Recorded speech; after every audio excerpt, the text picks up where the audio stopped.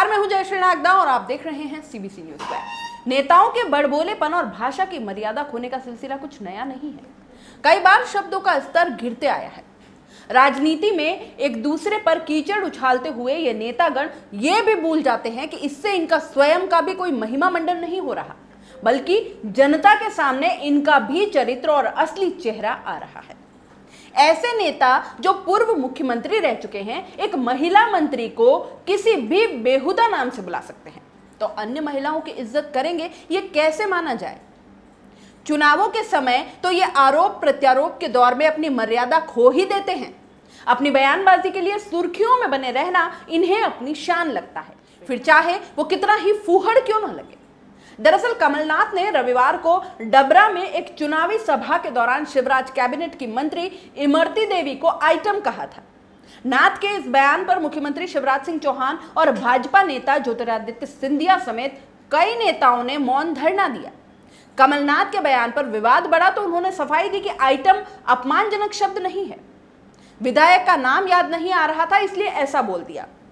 उधर इमरती देवी ने जवाब में कहा कि कमलनाथ बंगाल के आदमी हैं, वो महिला का सम्मान क्या जाने, कुर्सी जाने से पागल हो गए हैं। इसी पर राहुल ने मंगलवार को प्रतिक्रिया दी है। मध्य प्रदेश के पूर्व मुख्यमंत्री कमलनाथ के आइटम वाले बयान पर कांग्रेस नेता राहुल गांधी ने करीब 45 घंटे बाद मंगलवार को तीखी प्रतिक्रिया दी। राहुल ने कहा कि कमलनाथ भले ही मेरी पार्टी के हैं, वे चाहे जो भी हो, लेकिन जिस भाषा का उन्होंने इस्तेमाल किया है मैं निजी तौर पर उसे पसंद नहीं करता। अब इस पर कमलनाथ से जब राहुल के बयान पर जवाब मांगा गया तो उन्होंने कहा कि वो राहुल जी की राय है। उनको जो समझाया गया कि किस संदर्भ में मैंने कहा था, मैंने तो साफ कर दिया कि किस संदर्भ में मैंने कहा, इसमें और कहने की आवश्यकता नहीं है। मैं क्यों माफी मांगूंगा? मैंने तो कह दिया कि मेरा लक्ष्य किसी का अपमान करना नहीं था। अगर कोई अपमानित महसूस करता है तो मुझे खेद है, और ये कल मैंने कह दिया। शिवराज सिंह जनता के बीच जाए और माफी मांगे, मैंने तो खेद जाहिर कर दिया है। अब आप बताएं। करनी कथनी कमलनाथ की और कह रहे हैं शिवराज सिंह मांगे माफी। क्यों मांगेंगे वो माफी? क्योंकि इन्होंने तो खेद जाहिर कर दिया, बस हो गया। राष्ट्रीय महिला आयोग की अध्यक्ष रेखा शर्मा ने कहा है कि कमलनाथ माफी मांगने की बजाय बेतुकी सफाई दे रहे हैं, यह उनके लिए शर्मनाक है। ऐसे बयानों से व्यक्ति के चरित्र का पता चलता है। उनकी पार्टी को सख्त कार्रवाई करनी चाहिए।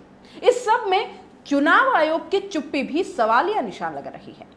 मध्य प्रदेश की 28 सीटों पर होने वाले उपचुनाव में प्रचार जैसे जैसे जोर पकड़ रहा है, वैसे वैसे नेताओं की भाषा भी गिर रही है। महिलाओं के लिए आइटम, रखेल जैसे शब्दों का इस्तेमाल हो रहा है। यह आपत्तिजनक बयानबाजी नवरात्रि के दौरान हुई है, लेकिन चुनाव आयोग अब तक मौन व्रत पर है।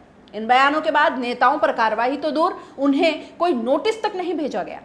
इस मसले पर भोपाल में मुख्य चुनाव अधिकारी कार्यालय से जवाब मिला कि रिपोर्ट केंद्रीय चुनाव आयोग को भेज दी गई है, जो भी कार्रवाई होगी वहीं से होगी। अगर आप YouTube पर देख रहे हैं तो सीबीसी न्यूज वायर का चैनल सब्सक्राइब करिए, पास में दिख रहे बेल आइकन को भी दबाइए,